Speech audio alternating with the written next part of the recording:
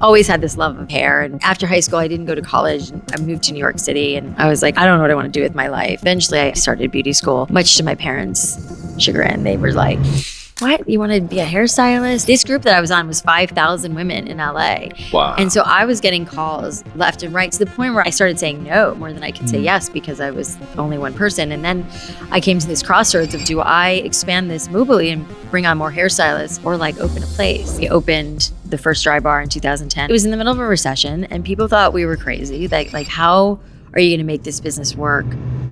You know, I mean, that was part of my claim to fame with Drybar. I gave everywhere I went, I would bring blowouts. And because we had these coasters that, you know, when we started, they were like, they look, because the whole thing is a bar theme, and they're little coasters, like at a bar, and one of them says "lucky bitch," and then like, but you know, and whatever. I'd bring but one those for were the him. I would bring one for my dad. Popular ones. We don't have them anymore. Wait a minute. What do you mean you bring a blowout? So what does that mean? A gift certificate, which is in the. I guess if you don't know this lingo, it's weird. I've learned a lot over the years. I mean, I'm just going to say I've never had a blowout. But it's funny because when I saw Kim yesterday when she walked in and I noticed she cut her hair and I was like, oh, you cut your hair? She was like, oh, I wanted to know what you would think. It was so cute. That's so funny. I was like, I love this it. because women and their hair. But the thing about it was like giving the gift of a blowout. There they are. And I gave, these are the big ones. Okay, too. wait a minute. So what are these? Explain these. This is the humidifier. And it's Canopy. It's Canopy. So it's a brand that I got involved with a couple years ago. Did you start this brand? No, I just am technically the president of the brand. What's great about humidifiers, which most people don't know, is that they're really good for your skin and your hair because they're hydrating to your skin. Wow. So it helps like kind of cover fine lines and wrinkles, not cover, but like if you lived in like Nicaragua or South Florida where I grew up and it's so humid out, your skin looks like dewier and nicer. If you live in a drier climate like we do, your skin, you know, gets like all the moisture gets sucked out of it. So they approached me about getting involved because it's so good for your skin and your hair, which is like beauty, and so that's how I got involved. And then they've been working on the shower head for a while, which takes all the impurities. And what's the name of your shower head company? It's Canopy too. It's all Canopy. Oh, it's all Canopy. Yeah, it's all Canopy.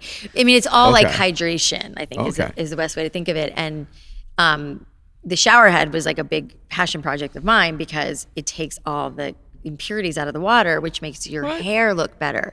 Yeah, there's like a whole bunch of science that I couldn't totally explain to you, but there are filters in the shower head which make it so great because it filters out like the chlorine and like the bad minerals that aren't good for your skin or hair. With all these filters, does the water still come out with power? Yeah, no, it does. It totally does. I have one. I'm using it. You'll love it. You can change the setting. It's really great. It's easy to put on. It's great. You've just started a new trend. If you want to advertise your product, just bring us gifts. Well, here's the thing. You're the first one. This is really? awesome. No one else has brought you gifts? No. That's crazy. Dad, you're our fourth guest. Oh. Our fourth guest. Well, that's good. We'll start. This is warm a perfect. Up. I love this. I never show up empty-handed anywhere. Neither does he. Yeah. It's very Oprah of him.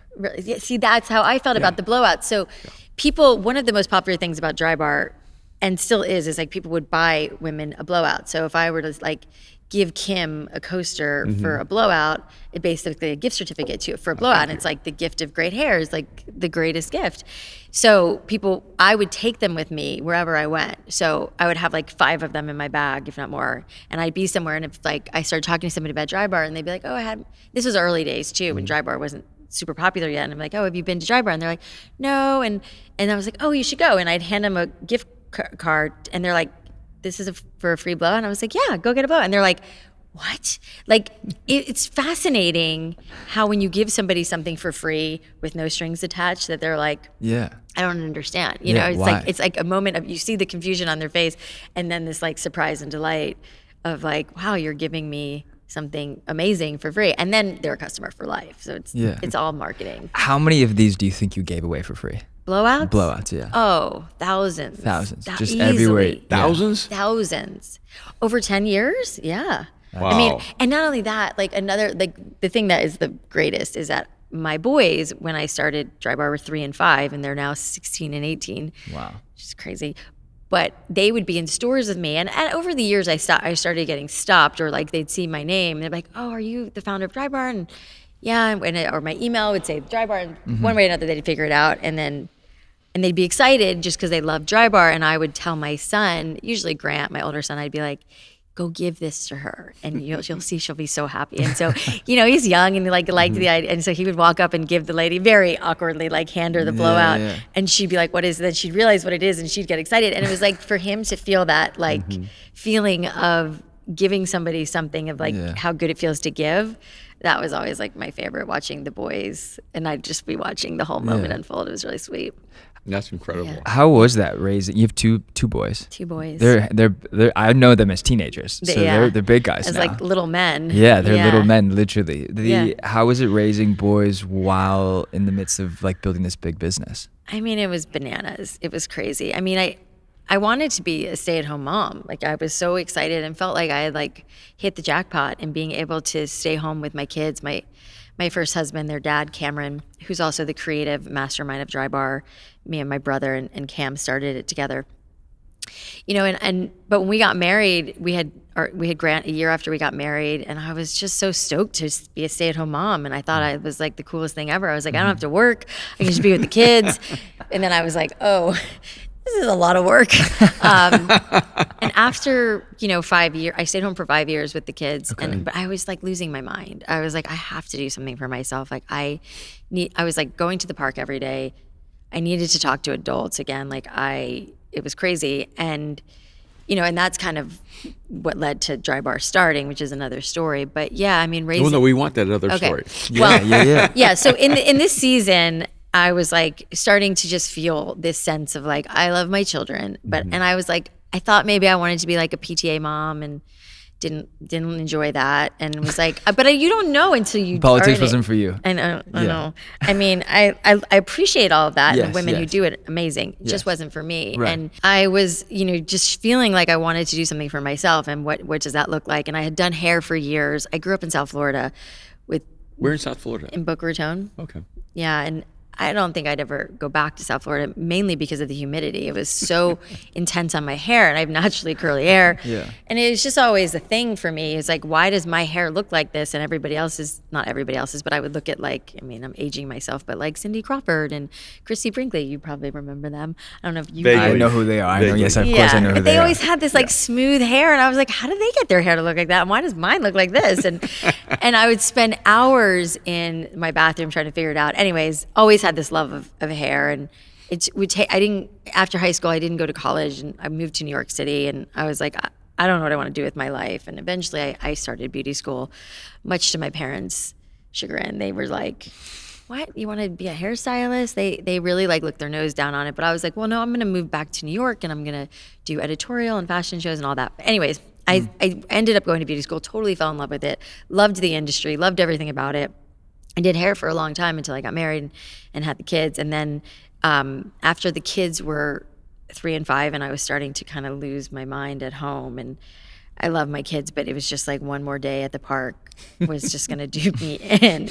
And so I decided to start a mobile blowout business, which I had just moved to LA when my kids were born. So the only like real community I had in LA were moms, because I was in that mommy world. So anyway, I started this mobile blowout business. I like put something up on a mommy group and said, hey, I'm a longtime hairstylist, stay-at-home mom. I'm thinking about starting a mobile blowout business where I'll come to your house and blow dry your hair, while your baby is sleeping. Like that was my big push.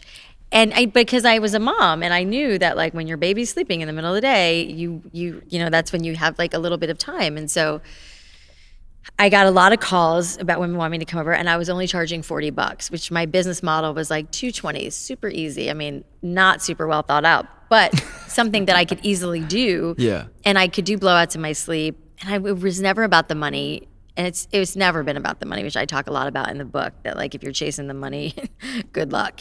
For me, it was all about like I wanted to do something that I enjoyed doing. I wanted to talk to adults. And so I started this business, and got so busy so fast because I'm pretty good at hair, and I was, getting referrals, and I was. There's nothing like a mom network either. There's not. I mean, this group that I was on. Spread fast. It's so true. I mean, like we all talk so much and tell each other everything, and this group that I was on was 5,000 women in LA. Wow. And so I was getting calls left and right to the point where I started saying no more than I could say yes, because I was only one person. And then I came to this crossroads of, do I expand this mobily and bring on more hairstylists, or like open a place? And I went to my brother, who's my business partner, and we've always been really close, and said, I'm having so much success in this mobile thing.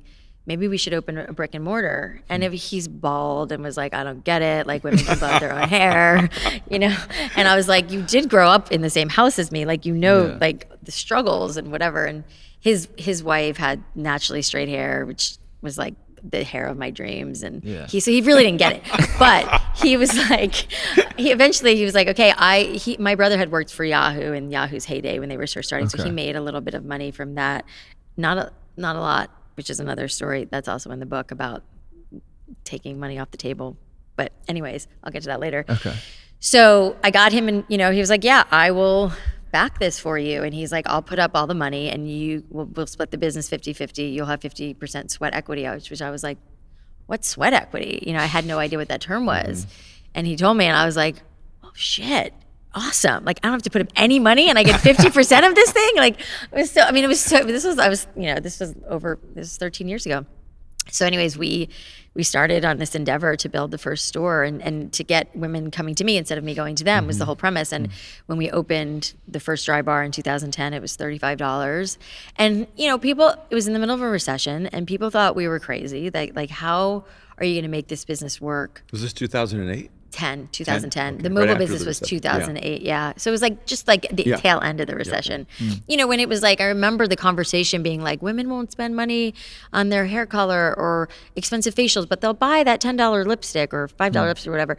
And I remember thinking, I really think my brother thought it was totally going to be, women who had hair like me who just wanted it blown out straight and smooth. But then this is a big news flash. Women want what they don't have. So women with straight hair wanted curls and like texture and body, and women with curly, crazy hair wanted it straight. I mean, it was just like, we want the opposite. And so hence the brand was built and then grew beyond our wildest dreams because of that there was like, it became like women with hair was our demo. I mean, it was awesome, that's half the world's population. I know.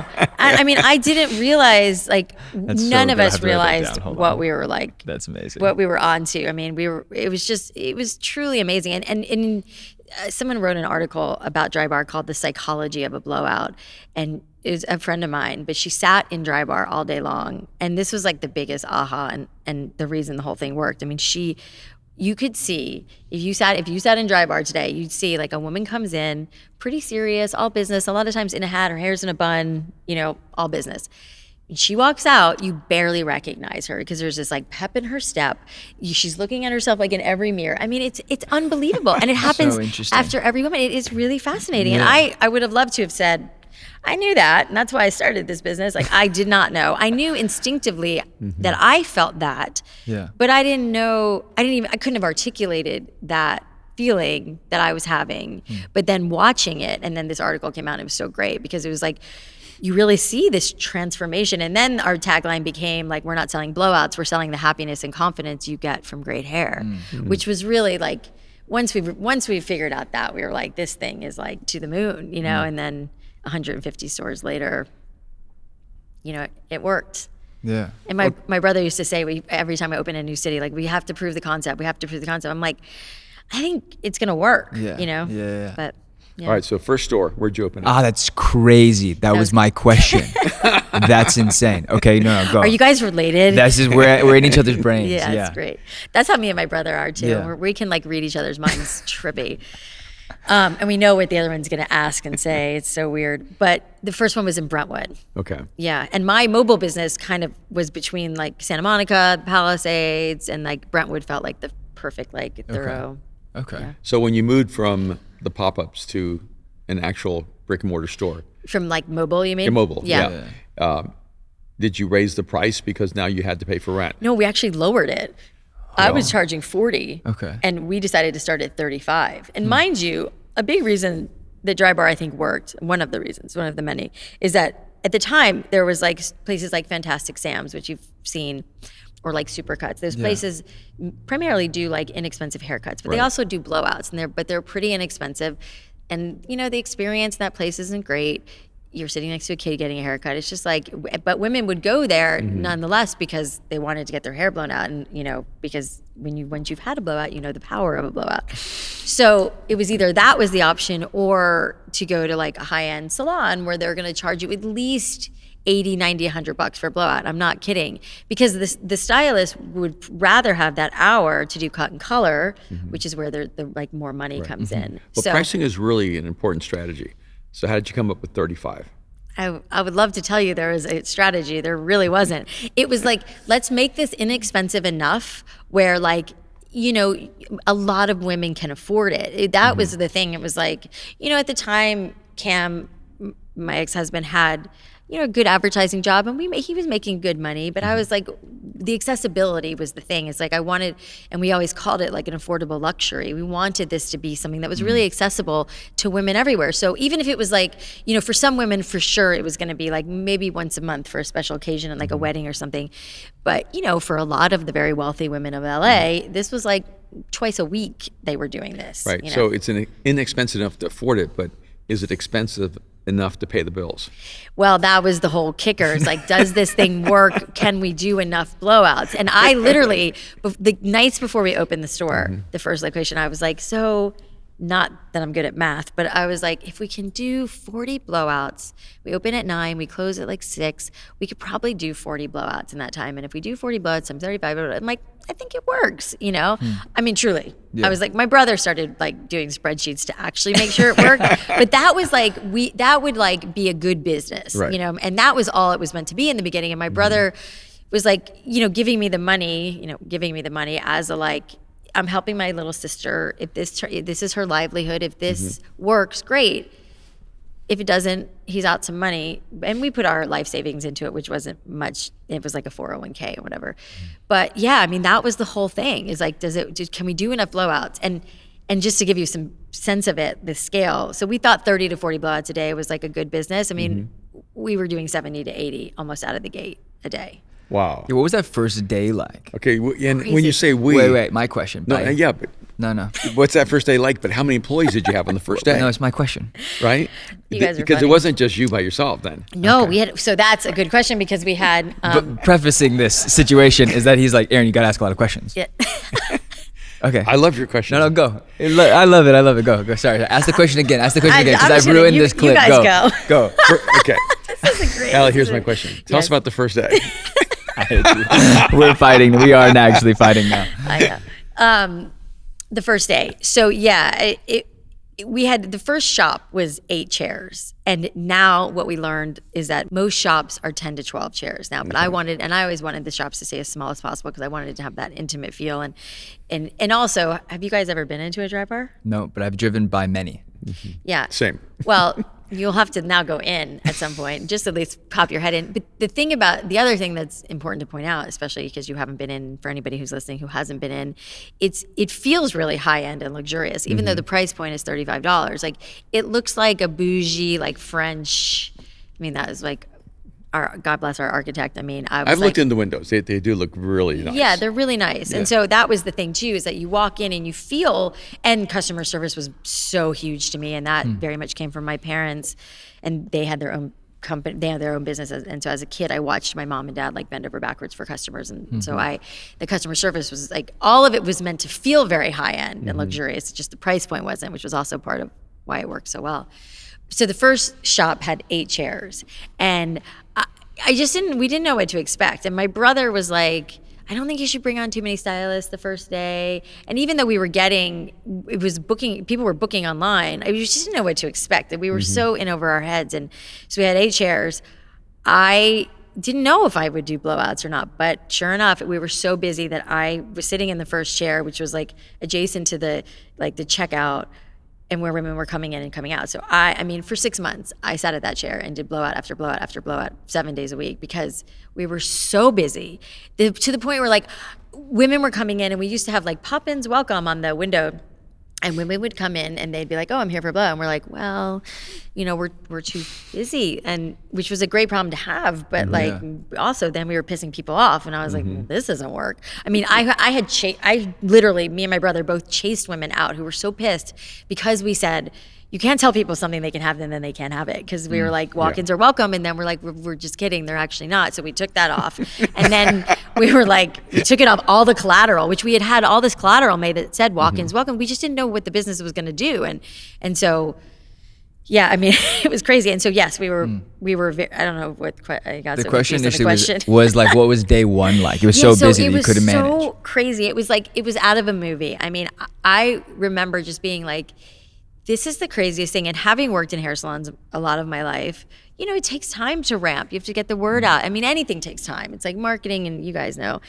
And it was just women everywhere. Like the music, that's part of like the beauty of Drybar is like, it's loud because the music is so loud, and there's flat screen TVs that play like chick flicks like Devil Wears Prada and like those like guilty pleasure movies that you can read the subtitles, and then we're serving like a glass of champagne and like or mimosa, and you know, it's just like women heaven, you know, and women were, and then the music is loud and the blow dryers. It's just like this whole environment. If you just to give you a lay of the land. You know, and my brother wasn't there. He was still running a real estate marketing company at the time. Cam was at his advertising job. So it was just me and Sarah, my brother's wife. And I was like, I mean, it almost like makes me emotional to think about it. I mean, I remember like getting on the phone with them and being like, holy shit, we are on. Sorry, am I allowed to curse? No, on you this? can. Are you cursing? Yeah. Sorry, I'll pull it back. No, don't pull it. We want all of you. Okay, because just do your I'm thing. so bad with that. So anyway, I mean, it was insane. It was really insane that we were like, I mean, and I think they even took pictures of themselves because we were on the phone together and we were all crying because we were like, oh my God, we did it. You know, we did it. Like, this is gonna work, you know? And then we were like, then it was like the floodgates were open and we didn't have enough stylists. We also like, if you ask any woman who goes to Drybar, she'll probably tell you that like we don't have phones in the shop because we also realized in that first day, week, that you would call Drybar and we had the phone next to the front desk, but it's so loud and crazy that people would call and we're checking people out. And I was like, I don't want to answer the phone and give the person that's looking at me a bad experience. Right. So I was like, stop answering the phone. We'll call them back, which is like a terrible way to run a business, but it was the better option. And then we realized we had to like get into the call center business, and we had to build a whole, like we had to have people outside of the shops answering the phones, which would, at 150 stores and about, 150 employees per store, you can do the math on like, what a nightmare that was. And like, oh my gosh, so many years of trying to figure that out, because now it's like, you don't have a person that's standing in the store when the, woman calls and she's like, I'm going to be 15 minutes late, or how do I get there? I mean, it was a bit of a nightmare. We didn't really know how to get around it because it was just so busy and crazy and so many things we didn't know. All right. So how long did you have just one store? 6 months. 6 months. 6 months we opened the second store, which felt like a lifetime. And I remember telling my brother, like, go find another location. Like, we're like the hot club you can't get into right now, which isn't going to be cool for that long. I mean, women are just going to be annoyed. Yeah. And so it was like, we got to open a second location. Ironically, that second location, which was in Studio City, was like just over the hill. The first one, was in Brentwood, and it didn't like take off right away, and we were like, what's going on, like where is everybody? And it was like kind of a new demo, like a new city, and so we had to, we would spend the next every store that we opened, and then finally Studio City ramped, and we did a lot of marketing, and I would go to like all the local schools and stand out there with the table, and we'd sell discounted blowouts, and like we did whatever. Why are you guys looking at each other like that? No, it's good. Oh, I thought there was like a something. No. It just happened. We had the twin moment. Yeah, again. You guys did. We just look at each other at the same time. So so there was a lot of what people don't know, which is why I pointed out, is that Drybar looks like this overnight success, which in a lot of ways it was. But there was certainly like every market required us to do a lot. We did like, do you remember Groupon? Is Groupon? Yeah, I remember around? Groupon. Yeah. We did Groupon. And we did, like I said, I was like at all these like local schools to get to the moms and like, hey, have you been to Drybar? Like we like hustled for many years, because every time we opened in a new area, we had to like promote it all again. And so it was a lot of work. It was just so much work. Yeah. It's crazy. I kind of want to go back to where the conversation began in between the first store and the second store. I think that first scale is really terrifying. Yeah. And it's hard to instinctively know when is the right moment. Yeah. What's going on? Yeah. We felt like we were on a rocket ship, and we were like, had to like, and like, we had to keep going.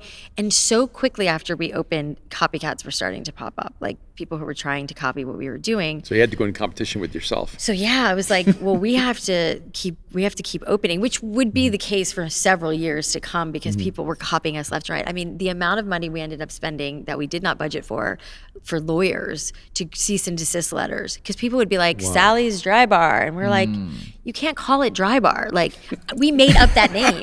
Like, it was crazy. I mean, we had so many legal battles. We even had like a whole thing in Europe or somebody, you know, I mean, and people were like taking verbiage off our website. People were putting me on their website, like, because there'd be pictures of me blow drying hair, and then and I'd be like, you can't, what? I mean, it was so nuts, all the things that people did. But if you're gonna steal it, just steal it all. I mean, geez, like, no shame. We're like, are you kidding me?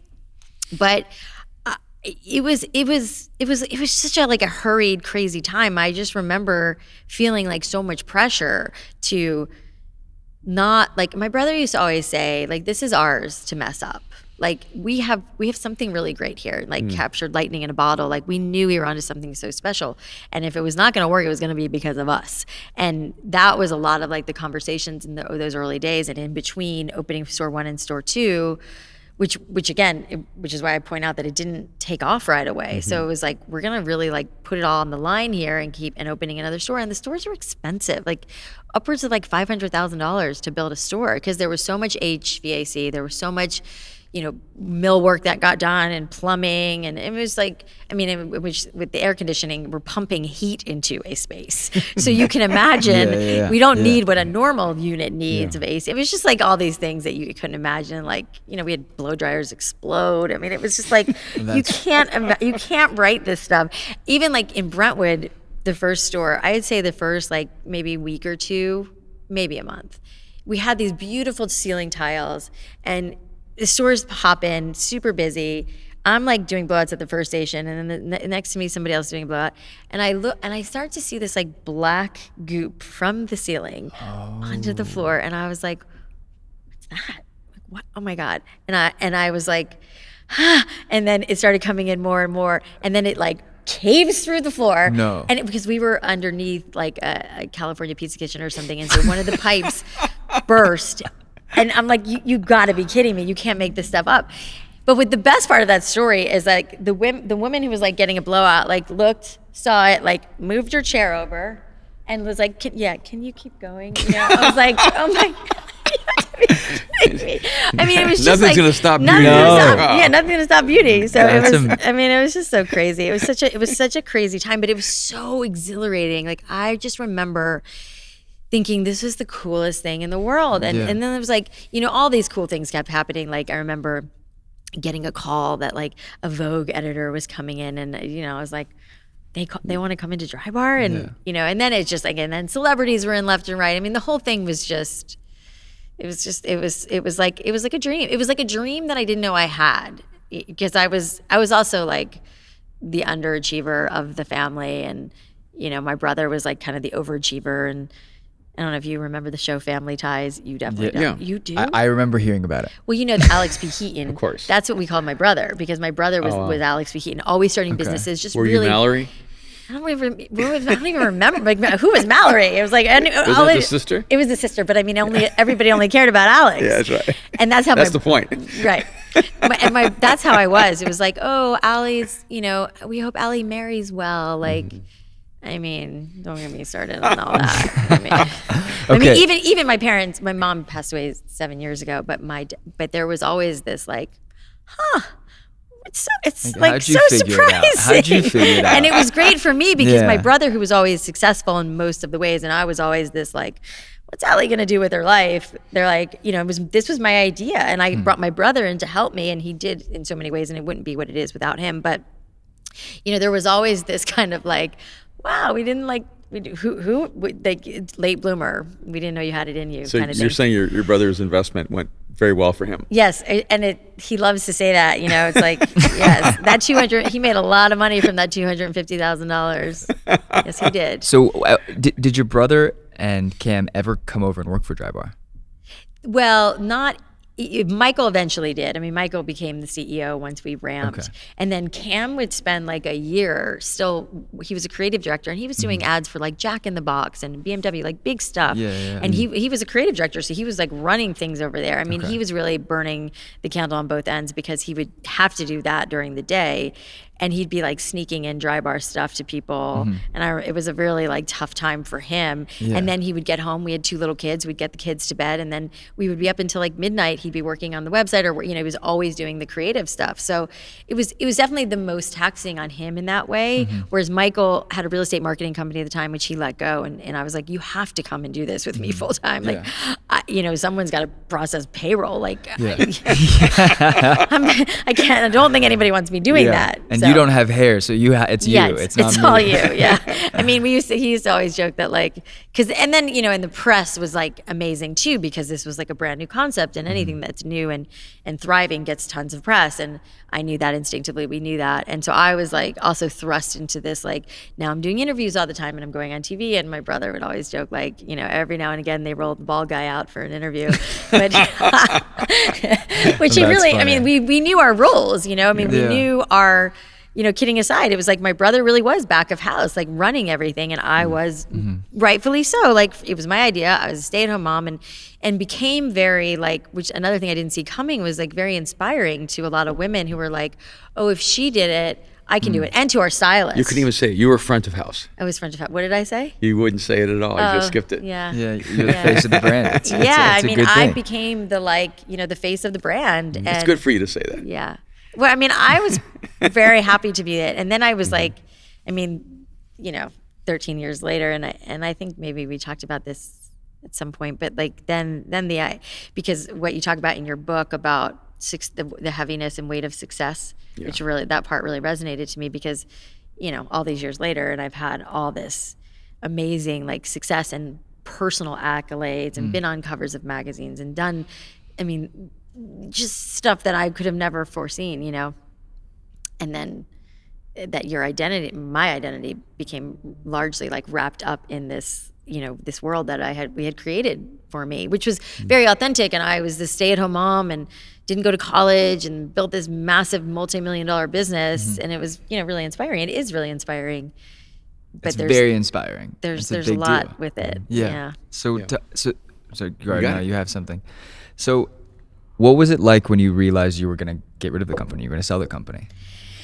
Well, it was kind of a interesting time because, we had raised, so in order to keep growing Drybar, we couldn't do it organically because the stores were so expensive to build. Even though they were doing really well, that we couldn't have done it. It would have taken us years to get to the numbers that we got to. And we knew that like we had a lot of people on our tail. So we had to, we were like, either we're going to grow and really do this or all these copycats are going to start catching up. I mean, copycats were left and right. And not everybody copied us and they just opened up Blow Dry Bar and then Blow Dry Bars exploded, which I had a lot of feelings around that too. But as you can imagine, but we were, I think you could ask most women, we were objectively the best. And I think that a lot of it was like, I really knew hair really well. We really knew how to run a business. And there was a lot of things that made it very special to us. But so we realized we were going to have to raise a lot of money to keep building stores. So all in all, we raised $75 million. And that came from 2 different big private equity groups, which by the way, just for knowledge, because I think this isn't talked about a lot, which is in my book. Like my brother and I took a lot of money off the table when we raised that money. Yeah. We made much more money then than when we sold the actual company, which is something that like if you're building a company and you raise a bunch of money, it's okay to ask for money. I didn't know this either at the time, but my brother did because he got burned in Yahoo, which is why I brought that up. Because his friends who sold earlier made a ton of money. He didn't because he held on to his stock. So when we were raising these big tranches of money, we were like, hey, we want to take a little bit off the table. And we did twice. And that was really where we made our money. And it's So you sold some of your ownership? We sold some of our equity, yeah. Which was enough that we were really happy, but then we had enough equity to stay really engaged, which was brilliant. So, and we were like, this is such a win-win for everybody. And so, but it was probably around, so I mentioned that because we had a lot of investors, we had a board, and these guys are investing because they want to make money off their money. And so around year 6 or 7, we started talking of like, what's, do we want to sell this thing? Yeah. Do we want to go public? And we started like, just starting to engage in a formal process of like going through and figuring out what we're going to do. But right around that time, I decided to leave my first husband, and then that's when that all happened. We lived in Orange County for a little while where my brother lived, and I wanted to get back to LA because I wanted my kids to grow up, frankly, with more diversity, which there wasn't much in Orange County. Yeah. I'll leave it at that. And so we moved back, and my mom had just died, and so it was like we'd been back in LA for about a year. And I just realized that, like, I think the writing was kind of on the wall that we were gonna, my lifestyle was gonna change. I mean, we had worked so hard, and then it was like, oh, we're gonna have money and time and freedom and space. And I was like, I don't know if this is the right relationship. We got married when we were, 26, and it just wasn't. I mean, that's a whole other story. It's in the book too, but it's it's just, we shouldn't have gotten married, and that's a whole other thing. But we were best friends, which was also, I think, modeling my parents' marriage, which my parents got divorced when they were in their 50s, and then we learned so much about their marriage that was too much to know, really. But anyways, so we decided to split, and my son Grant, who's now 18, kind of went off the rails. He had really bad acne at the time, and I'd moved them around a lot, and they didn't have like a core group of friends, and Grant just was in a really tough place. He started smoking pot, and that led to like him smoking pot a lot. And then he started like just really going off the rails, and like and now we're in the middle of this separation, and I'm, just kind of lost, and their dad was lost, and and like, I have a little bit of shame around it because I just wasn't paying very close attention to what was going on with my kid. And he was like getting involved in some, LA is like a really easy place to get involved in some bad stuff. And he started smoking a lot and started doing other stuff, and he started cutting, and we were like, oh my goodness, like what are we going to do about this? And it got really, really bad, and we couldn't talk to him. Like we would ask him what was wrong, and he would he didn't know how to like communicate what was going on with him. And it was so confusing. And finally we decided to put him in treatment, and there's a whole chapter in the book about this, and he's totally fine with me talking about it. He wants this story out to help other kids. And so he would spend almost a year and a half, almost 2 years really, in treatment. And so my life completely unraveled. And luckily the business was in such a strong place because we had brought on a professional CEO, this guy John Hefner, who was amazing, and we had a board, and we had hired so many people to do a lot of what my brother and I had. Well, my brother was still much more involved, and I was like at that point still, we developed a product line, which is basically what we sold, not the stores, which is another story too. But we, I had developed the product line, which was doing incredibly well, which was another business in and of itself, and all of this stuff was already in place. So, if I was going to pick a time for my life to fall apart, it was a pretty good time because I was able to like step away a little and deal with like the, all the stuff that was happening in, behind the scenes. And so that is when everybody started like kind of working towards an end goal. And also like, because my involvement was just changing, and which was also like a bit of a, tough pill to swallow. Is like all these other people were doing a lot of the things that I had done. And so now I'm like, where am I even relevant here anymore? And that was a whole other thing too. And then my life was like where it was. And so it was, the last few years before we sold the company, I was like a little checked out, but still involved. And it was just an interesting time. And so I think I had spiritually like detached a lot during that time where I was like, the most important thing here is my son and my kids and getting them to where they needed to be, which we did, and actually brought me and their dad back together and got closer because we were like in therapy together all the time, and it was so much to do around that. And then during that time, we were like figuring out how we were going to sell this and who we were going to sell it to, and we ended up selling, like I said, the product division to Helen of Troy in March of 2020, which was like Wow. days before the world fell apart. Wow, I mean, yeah. Literally days, to It the was point where amazing. like we were having conversations Yeah, yeah. internally, and my brother was managing it. I was doing much better at this point, but there was like, you know, because we had like earmarked some of the money that we were, because it was like 255 million was the sale, and we'd earmarked some of it to go back to Drybar, just because then the plan was we were going to sell off the stores to like, because most of the stores are company owned, but a handful are franchise, and we were going to sell off the company owned stores to franchisees, you know, which was a great plan because the stores were like top line $1 million a store. It was like, we have 25 in LA, like great. It's a great idea. And then, you know, COVID hit, and happens, yeah. luckily that we signed that deal. That's crazy. It's crazy. amazing. I mean, Yeah. and like they got a deal. I mean, the product line has exploded since then. That's I mean, it was amazing. probably like 70 million in revenue, just the product line, and it's like well over 150 now. So, That's incredible. amazing. That's amazing. but I have nothing to do with it anymore. It's not, which is a whole other thing too. No, but we're here talking about your new book. And, Yes. and Is what, that a copy right it there? is a copy Yes. right here. You want to see it? Yeah. Yeah. The messy Let's truth. show it to the world. The messy truth. Alli Webb. I'm not sure. Is this camera that right the right here. spot? There's this one, yeah. That's good. No, it's great. So what compelled you to write this book? By the way, I love the title. Thank you. That's a really beautiful It's a title. beautiful title. Thank you. You know, it was actually, it started out as Messy in the Middle, and then we moved it to Messy Truth, which I know is so much better. And when we came up with that, I was like, oh yeah, this is so much better. Yeah. Yeah, because like a lot of the things I've touched on, I think the impetus for the book was that I had been writing for years. I mean, some on my own, and then I ended up bringing on a ghostwriter because I don't like fancy myself as a writer per se. But that was a whole process in and of itself, like finding a ghostwriter that like could get my voice down Capture, and all yeah. that. Yeah, it was really challenging. But I wanted to tell.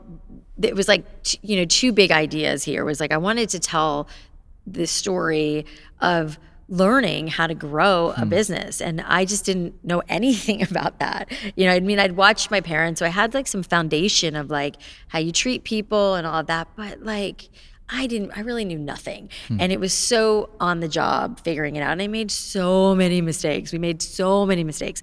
And so the book is like, it's a little bit of like a business book meets like a personal memoir, which if you know, and so if you read this, and you'll get a lot of like great business takeaways and stories of things that we did that worked and didn't work, and like how we came to sell the business, and how we decided to bring in a professional CEO, and how we, you know, needed a head of operation, like things I didn't know, and then intertwined with like, oh, and by the way, my marriage fell apart, and my son went to rehab, and I went into a deep depression, and you know, it was like all the while, you know, while we're building this massive business that was incredibly successful, and from the outside, if you looked at my life, it was like, it looked pretty good. Yeah, You know, I had this yeah. like great husband, these two cute kids with great hair, and it was like, I was like the thing, you know, and I remember not wanting to get divorced because of that, because I was like, I don't want to be someone who's divorced. Like, to me, it felt like this like shame or stigma around being divorced, and I really fought that. And then finally, I was like, well,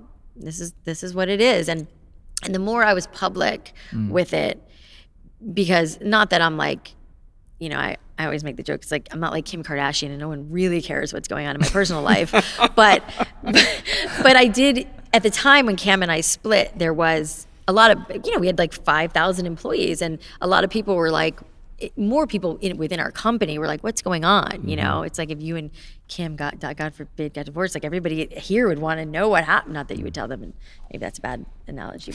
But anyways, I'm just saying you have a community of people who love you, and they see you as a unit, and then you split. And so we felt like we needed to address it. So I posted something on Instagram that we both like approved, and was like, you know, this is what's best for us, and blah, blah, blah.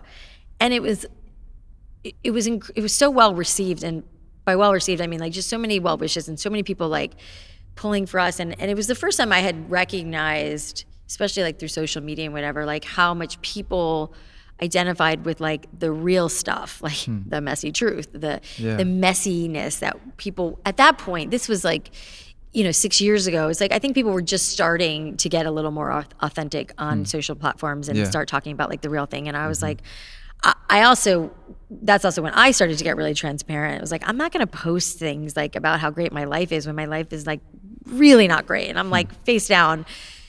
I just couldn't authentically, I couldn't do it. And so I started to talk more about like what was really going on, like, with a little, not everything, but the response that I would get a lot, mostly from women. I mean, my audience is largely women, was like, as you can imagine, like, thank you so much for sharing this. Like, I'm going through a really hard time with a lot of people came out of the woodwork with their kids, like, which is pretty amazing how many parents I know, and you probably know this too, like, that are struggling with children who are like dealing with some sort of addiction or some sort of something, who like nobody wants to admit it. I didn't want to admit it. I felt super shameful about it. I was like, I must be a terrible mom if this is what's happening to my kid, which ended up being like the biggest blessing, what he went through. I mean, he's more evolved than most adults, based on like all the things that he went through. But yeah, so I think writing the book was like, I mean, definitely cathartic to tell like the story and just put it out there as a, like, I think it'll be helpful and insightful kind of wherever you are in your journey, especially for entrepreneurs. But I think just as, humans in general, that like, nothing is ever kind of what it seems. Yeah. There's always stuff in the background that no one's talking about that I, have felt like called or compelled to talk about. I mean, that's one of the reasons I was just really excited to have you, was that I feel like you almost carry two narratives at the same time, this incredible success and then this honest struggle with brokenness and healing. Yeah. And I think it's really important for people to realize that the way to success is really heavy. Yeah. And I also love your subtitle, How I Sold My Business for Millions But Almost Lost Myself. Yeah. It just feels so honest and so real. I appreciate that very, very much. Thank you. Well, earlier on, you had talked about your parents and how they owned a business. And there's this interesting dynamic of imprinting in some sense, where what you find oftentimes is that you have in your mindset an imprinting that you don't even realize is there. It's why actors have actors as children or grandchildren. It's how one president has a son who's a president. It's how it's how, in a sense, almost like career paths are passed on. It's not that they're more talented or genetically more predisposed. It's that they grew up going, oh, everyone in my family's a lawyer, or everyone in my family's a doctor, or oh yeah, my parents had a business, or could you just tell us a little bit about like what kind of business your parents had? What are some of the things you saw? You mentioned it a little bit, but that maybe you can look back and realize, oh wow, this was sort of imprinted in me, and I didn't realize I saw the world this way. Oh, 100%. I mean, my parents had what is, some people will recognize this name, the Shmata business. It was like, not you guys. It was in South Florida, little old lady clothing stores where like moo-moos were like the thing. And what was the word? Moo-moos. No, like the Shmata business. Shmata. It's like clothing in, I don't know if it's Yiddish. Yeah, so that sounds very Hebrew, very Jewish. Yeah. My parents are Jewish. Okay. And so my dad's dad was in that business, the Shmata business. I mean, I just grew up hearing this word so much. I just learned something. It's just so fun to say. It's fun to say the word Shmata, I'm picking that word up, Shmata. I'm just going to use it in sentences all day long. It'll be amazing when I'm here on a Sunday and Erwin throws out Shmata. I'm throwing it in there. I'm telling you. It will make me so happy. It's coming into one of my talks. That's amazing. So my parents had this business, and my dad, like I said, my dad's dad was in it. And my mom was more of like a book smart person, and she got all straight A's. And my dad was a little bit more like, didn't do well in school, and followed in his dad's footprints and started this business. And we were living in South Florida, and they started Flips, which was my dad's nickname. It was the name of the company. My dad's name is Philip, and they always called him Flip as his nickname. Cool. Oh, wow. So they started this company called Flips, and at first it was just my dad, but my mom was like working for the phone company or something, not an entrepreneur, but my dad was. And so they've opened the first store in Delray Beach, Florida. What did Flips do? So Flips is the Shmata store. So it's basically a clothing store for like older ladies. And what they strategically did, which is brilliant, lots of brilliance, I learned so much from them, which I didn't know I was learning, is that they would open these little flips, clothing stores in like a shopping center next to a retirement community. So it was like flips, the bagel shop, the Chinese store, the little grocery store, you get your hair cut, which also there was a hair salon right next to flips. And my parents were like, that's what you want to do? When I was like, no, that is not what I want to do. But anyway, and it was really quite a sight to see because at the time, and this is like really innovative of my parents, is like these old ladies, like, you know, who were living in these retirement communities, a lot of times with their husbands still, and they would take like a trolley from the thing to the shopping center. If they wanted to go shop for clothes, the only place they could go to was the mall, because that was like pre-Chico's, like stores we know now. Again, this was 30 years ago, maybe more. And so my dad was like, I think if we open a store here that has like old lady, like elastic pants, big baggy stuff, you know what I'm talking about, these women will come. And they're coming over anyways because they're at the pharmacy, they're getting their Chinese food, they're getting their bagels. And so they opened the first one and it was gangbusters. And my dad, I mean, there's so many great stories. And I remember because I grew up in flips. Like me and my brother grew up playing in like the clothing racks, and we would like ticket the clothes, which was such a thrill. Like we were always, I mean, and the only thing my parents talked about was flips, just like we always talked about Drybar. And so, I mean, I watched my parents, and my dad was like the mayor of the shopping center. Like my dad knew everybody in every store, and he would bring bagels, and he would also, one of the most brilliant things he did was like he set up a line of chairs at the front of the store, and he would get newspapers and orange juice and bagels for the men. So the husbands were sitting there getting just happy as could be, because obviously the longer and happier they are, the longer their wives are going to shop and the more money they're going to spend. It's brilliant. So that was like, and my parents, you could, like, my parents were just so happy doing this. And my mom was like running the store. And my mom was a saint. Like she was so incredibly patient, and to the point where, like, as you might imagine, like these old ladies were a little like grumpy, you know, like, I mean, you know, when you get older, it's humid. There's a lot of things to contend with. And I remember watching, because I would be in the store, I always wanted to be on the cash register, like taking the money, which is ironic. You see, imprinted. It makes sense. It makes sense. And I remember, like, because they were often grumpy, like they were not always really very nice to my mom. And I would watch them, and I'd watch the interaction, and I'd be like, that woman was such a bitch to you. Like, why are you so nice to her?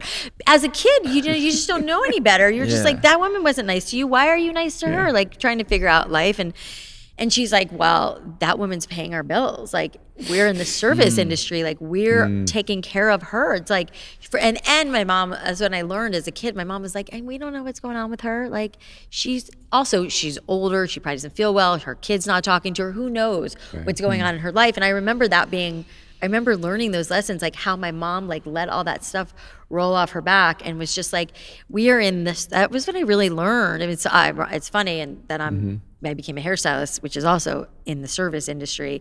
My mom was like, we're in the service industry, and this is we're servicing these women. And sometimes, you know, it was a very, like, the customer's always right. You bend over backwards. Customer's king. That's what my mom used to say. And she would just, you know, it was such a great lesson for me. I mean, you know, there were moments where I felt like it went a little too far, and I was a bit of a brat in that whole era. Like I would work at the store a lot, and my parents also, another brilliant thing they did was like these women would get like the local newspaper, and my parents would put an ad in the paper that says, like, if you bring this coupon, you get a free umbrella. My dad would like get source these umbrellas that were like from China. It was crazy, I know. And these women would come in with these coupons, and they were like, give me my umbrella. Yeah, and they were very, it was like a $5 off if you spent whatever, and so they would come in with their little coupons, and you know, this is also a long time ago when coupons were more of a thing. It was the game. And they would be like, every time you'd ring them out, did you take my $5 off? And it drove me so crazy that they asked constantly, and I was like, yes, I took your $5 off. So I went in the back and I made a sign that said, yes, I took your $5 off, and I pinned it to my shirt. Oh, that's and my mom was like, and I was up in there at the front, and I was so proud of myself, and she's like, you cannot do that. That is funny. Oh my God, I haven't thought You're about solving that. the problem before the problem comes up. I know. There you And go. she was like, that is very obnoxious. You have to take that off. And I was like, I just cannot hear this again, you know. But I would get really annoyed, and my mom was she just didn't get annoyed. She was so patient. You're annoyed by the $5 off coupon, but you gave at least 1,000 free Blowouts. What? Well, I got older and learned how important that was. To be clear, I was just more annoyed that they asked all the time. Like they just didn't trust. They cared so much about the nickel But you were and like, diamond. yes, we did it. But it was like they had like a few things to worry about, and that was one of them. That was one of them, yeah. But it was really like fascinating watching my parents operate this business. What wasn't so great, the downside of that whole thing was that the business was really good in like the season, Right. and then off season was really bad, and it was really hard on my dad. And we saw a lot of emotional volatility from my dad, which I don't think served me very well with my relationship with men, which is a whole other. Yeah. That's another book. That's I another mean, book. truly, it's like been really fascinating as I've discovered, when you're growing up in that. I'm careful what I say because it's probably not the environment to talk about my relationship with my dad, but Out of respect. Yeah. out of respect. Yeah. And it's been interesting that now in this kind of second season of my life and like going through another divorce and like realizing some things, and even my dad has been like trying to like kind of go back and be like, what happened, and like I've learned a lot about, my relationship to men, and I think that your first relationship to your man is your dad, so. And so much of your dad's identity is probably connected to his success and failure. And when it was going well, Exactly. he felt valued and important and had more to give. Yeah. And when it wasn't going well, he felt like he didn't have value, didn't have a contribution to make to his family, which probably took out on the people he loved. Yeah, exactly. I have a question. Maybe it's a light one, but you were talking about the complaints that people would make when they would bring in their coupons. What was? Did you have Let's go back to the coupons. No, I just I'm like. kinda loving that I know, I too, do. yeah. I love it because what was the top complaint at Drybar? Oh, I didn't see that coming. I I know. thought we were still in flips. No. I That's just good. was there like a complaint that you're like, I have to solve this. I mean, the biggest complaint was Walk-ins welcome. Other than plumbing, just falling. But that there was like there was a couple of them that were big ones. It was really booking to the walk-ins, but more just my goal and my dream of. And I really think part of what worked for Drybar, but it was also hard for some women to like adjust to, was that I didn't want Drybar to be like a typical salon, like where you're like, oh, I go and I see Sally for my haircut every week or every month or whatever. I wanted women to go in and sit in anyone's chair and have a great blowout and not just book with one person. Right. And so to pull that off was a little challenging because women, of course, like found people that they loved. And so it was like, well, we're open 7 days a week, like what feels like 24 hours a day. Like we can't possibly have that stylist. same I was always like trying to get people to like, well, just try this person. Yeah. They're all kind of trained the same. And I also like, again, you guys haven't been in, but like every station has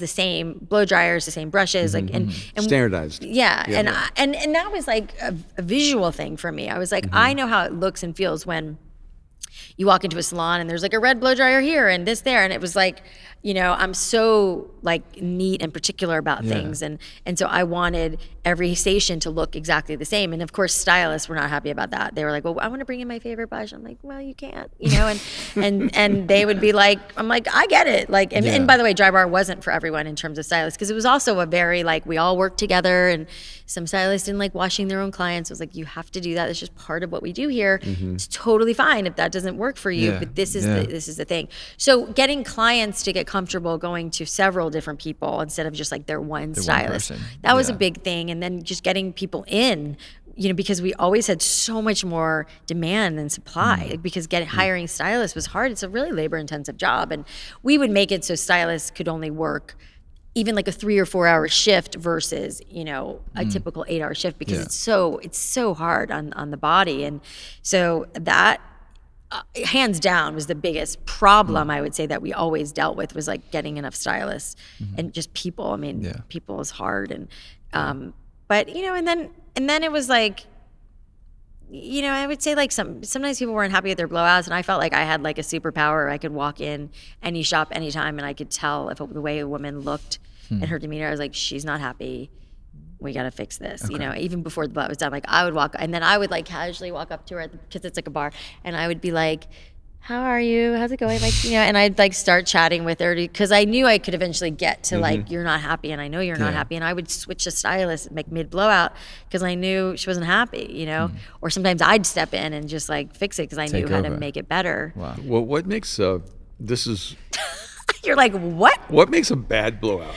Oh, I mean, first of all, you should go home and ask him that too, or even Mariah. Like, I mean, No, my wife's come home unhappy. This of place course. is a temple. She's come unhappy, and then at times she's just glowing. Yes. And well, I mean, listen, it's like, I feel like, it's like, how like when you put on like, I think there's like a way that we want things to look and feel. It's just like the way if you like, I think clothes are the best way to, it's like, the way something fits and it fits really well and you like how it, where it lands on your body and how it feels on your body. Like all of that stuff.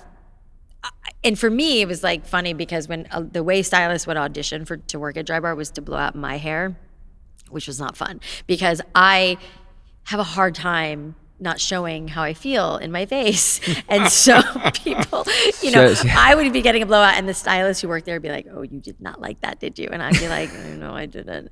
And, trying to like not show my like disgust in like the blowout. But oftentimes I was really disappointed. And it's like, first of all, I think the biggest thing is like, and this is like a metaphor for life too. It's like if a stylist doesn't have control like emotionally and mentally over the blowout, like they're really timid and they're afraid to touch the hair and they're afraid to brush the hair. A client, a woman, like you just feel that and you're like, no, like you don't have any confidence, and so I don't have any confidence in you, and that in and of itself can ruin the whole thing. Who cares if they're good or not good? If someone and I feel like that too. Like I'm instantly annoyed if someone starts doing my hair and I don't feel like they know what they're doing. Like. And sometimes you have to like kind of fake that because you can be a really great stylist, but you get really intimidated, which happened to me all the time when I would get blowouts at Drybar because I was who I was in Drybar. When a stylist who was like a stylist everybody was raving about, I would sit down in her chair and she'd be like, I'd be like, and I would try to even like not be paying attention so I could take like the pressure off, but inevitably the blowout wasn't as good as I wanted it to be, and I just was like, she's just not on her A game because she's so nervous, because it's me and whatever. But also like we had so many like celebrities and people coming in, like you couldn't be like that. Like you had to to really be able to step into the moment. But I think so that's like the first thing that goes wrong. And then it's just like some stylists aren't listening and some, and it's like some are better than others and are, and then women are very particular, like about how they like their hair and how they don't like their hair. And like if, you've experienced that with, with Kim. If she comes home happy, like they got it. If she didn't, they didn't. And there's a lot of that is training, and a lot of, we had a massive training program that I, worked really hard with on the stylist, and it was a lot, because like you're touching somebody, so it's a very personal business, It's like you're physically touching someone's head, and Okay, so you have a ton of new projects now that we touched on in the beginning. So why come back and start doing all of these things? Well, I mean, I think it was like, so my brother, when we were getting close to exiting Drybar, my brother was like, I feel like there's the same problem in massage as there was in blowouts, because it really is. It's like there's the like discount massage places that and then there's like a spa where the discount places are like pretty hit or miss. The price is okay, and then there's the spas, which are like upwards of $300 for a massage. And my brother, who couldn't partake in blowouts, was like, and we were always like big massage goers, like why is there not a better massage thing? And so he came to me with this idea of like starting this massage brand, which is now Squeeze, which is our massage concept. But I was like, I just don't have it in me. Like I can't do this in my life. I mean, so much had happened in my life, and I was like, no way. But Brittany Driscoll, who's the CEO of Squeeze, was our head of marketing at Drybar, and she was about to leave, and she wanted to start something new, and she'd been with us for like 7 years and really helped us build the business. She's amazing. And we're like, hey, we're thinking about starting this massage thing. Would you be interested in running it for us? And so she was. And so Michael and I funded this brand, which is a completely franchised operation, and we started it about 6 months before COVID. And the thing about Squeeze is it's the same founding team as Drybar, our same architect. Cam did all the design, and we built our own app. So You book on the app, you tip on the app. You guys should go, by the way. We need to go. Where's the location? Where's Well, the only one here is in Studio City, but Okay. it's not far. Okay. But I'll give you my code. You can go and try it on. See, another I know. thing. go. But it's But you, do I get my $5 discount coupon? you get it for free, Erwin. But I still want the $5 coupon. You know. So but what's great is when you book on the app and you tip on the app and you put in all your preferences, like you like oil or lotion, if you like the bed heated or not, like the music you like, it's very customizable. And then when you're done, you just walk out because you're basically paying in advance. And so that's really the big differentiator. And we started, like I said, before COVID, it had to shut down. Luckily, we were able to make it work.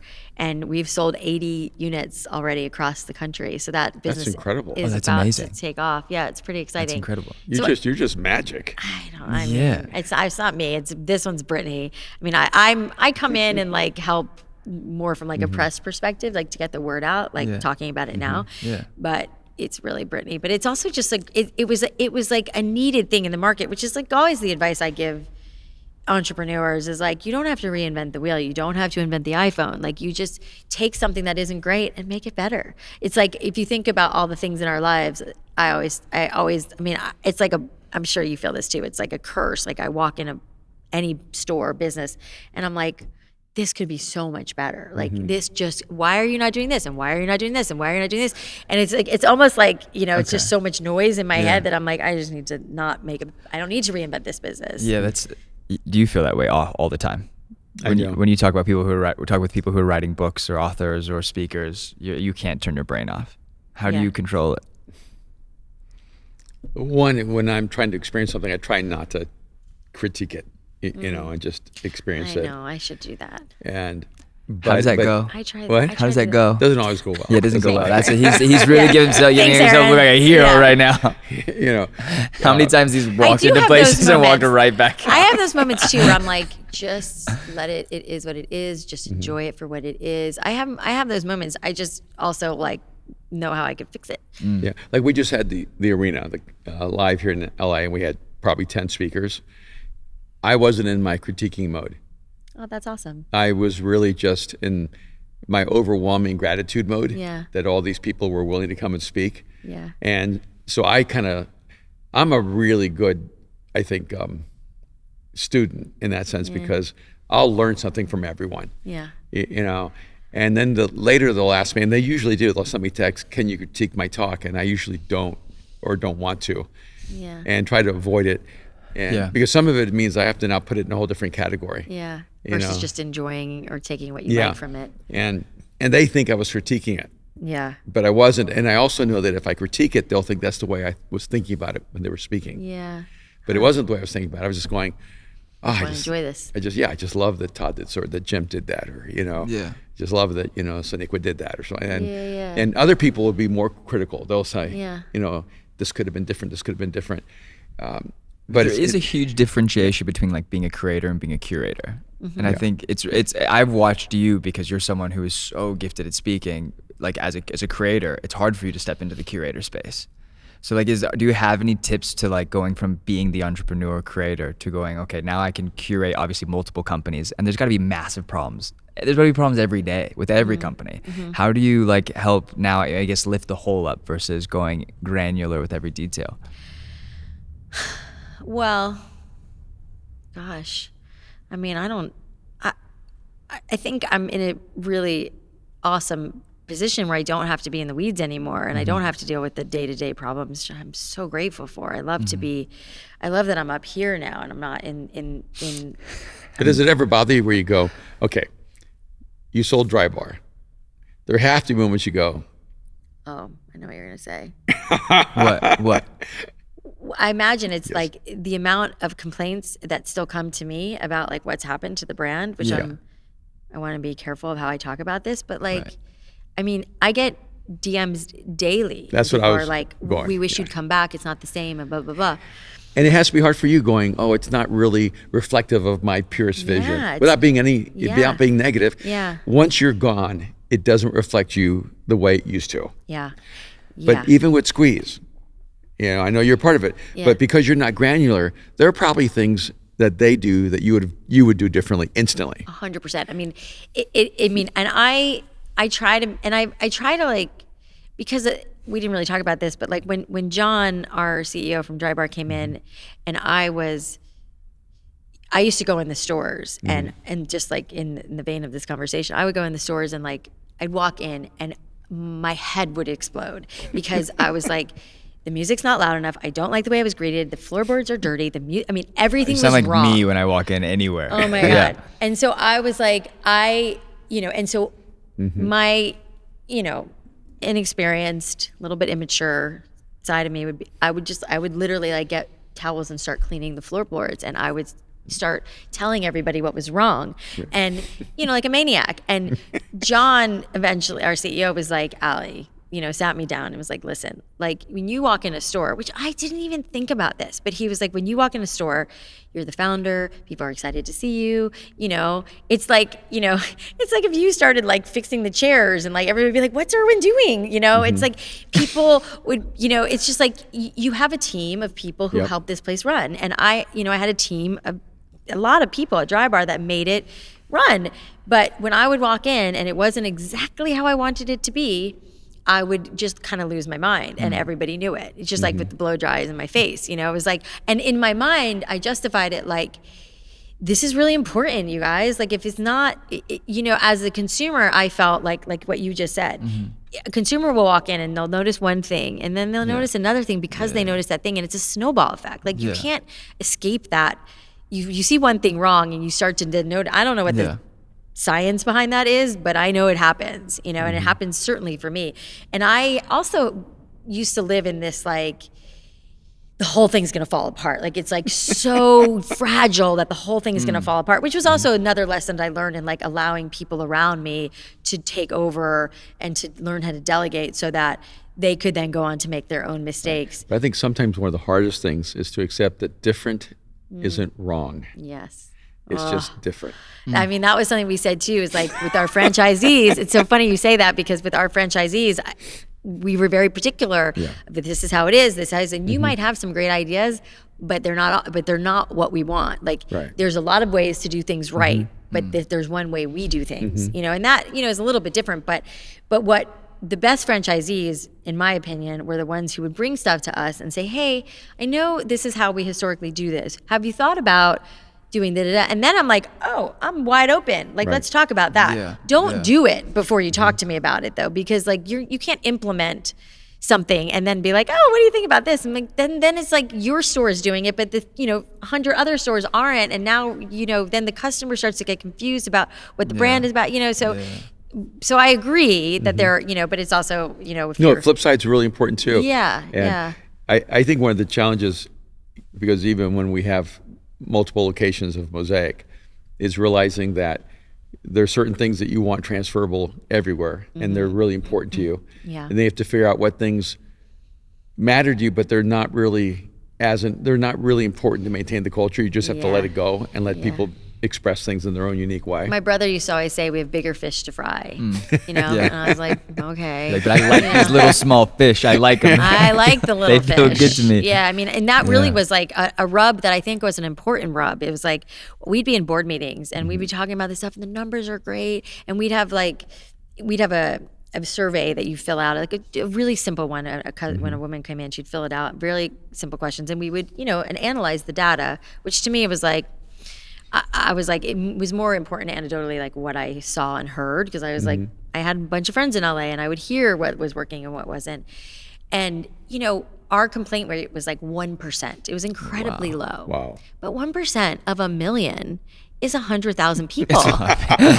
Does nobody care about that? And that was my argument in board meetings. And I was like, but you guys, it's 100,000 people. Like, why does nobody, that's so many people, but not compared to 900,000, I guess. And so I was like, always the like, I don't know, it's like a blessing and a curse, because it's like, I think part of my genius was like, it can always be better, and not getting complacent, but then also learning that like, it's not going to be perfect ever, and that's okay too. Still, I feel like I have like a tick even saying that. You know, I'm like, well, all right. Okay, so back to the new back to the new projects. Are you done? Are these the last projects, or are you continue looking for new projects? No, there's Yeah. so many projects. So there's Squeeze, and then we also have a concept called Brightside, which is Okay. an infrared yoga Oh, wow. studio we just opened in Okay. Culver City. So it's Amazing. infrared yoga and then infrared saunas, so you can Incredible. go in and do that. Oh, that's awesome. And we have, because we've kind of formed this thing called the Feel Good Company, which houses Squeeze, Brightside, and then we also started another concept a couple years ago, which is because it was right around COVID. The timing was pretty bad, but it's called OK Humans, Okay. which is like a therapy concept where it's again the same. All these are the same founding, same architect. Our architect's amazing, Josh Heitler, and he, we basically built this place where it's like a beautiful build out where therapists can go in, but it's next to like Susie Cakes in Brentwood. So it's like the idea is like to take the stigma away from therapy, and like it's right next to like Whole Foods, and it's a daily use kind of thing. And it's taken a little while to ramp, but now we accept insurance, so that's like another business. But I'm not super close to any of those. And then I took on the role of Canopy, which we've talked about, and I have a jewelry company, and then I just started my own mastermind. And So you just can't stop, won't stop. no, it's just like I think I thrive in the chaos of like a million things going on. That's amazing. And I also feel like really, wanting to give back to entrepreneurs what I've learned, and the blueprint is what it's called, is this mastermind that I'm doing with, I don't know if you've heard of Create and Cultivate. No.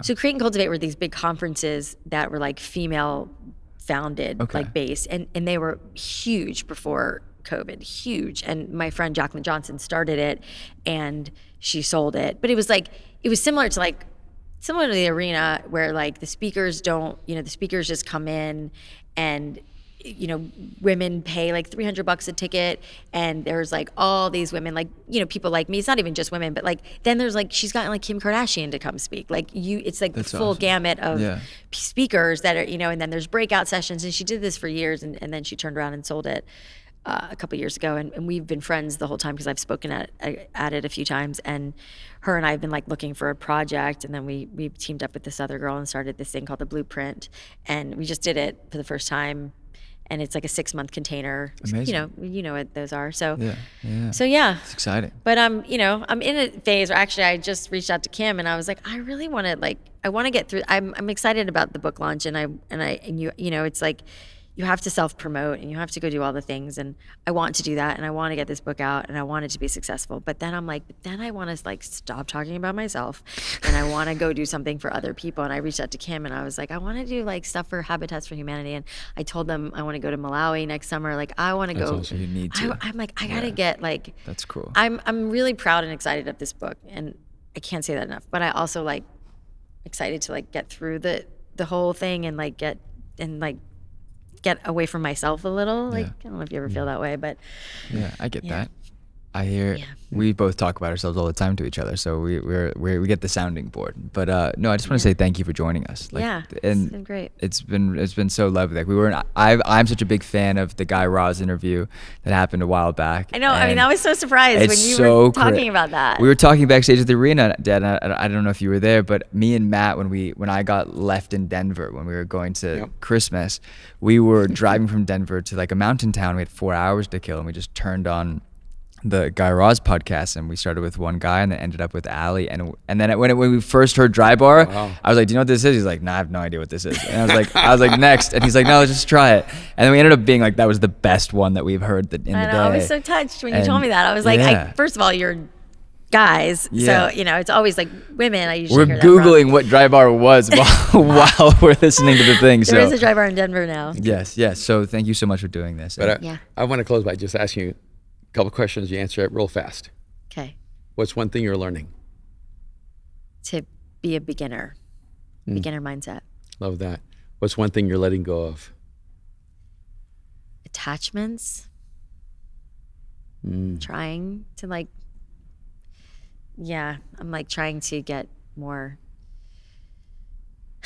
I get very easily attached to things and people, trying to be okay on my own.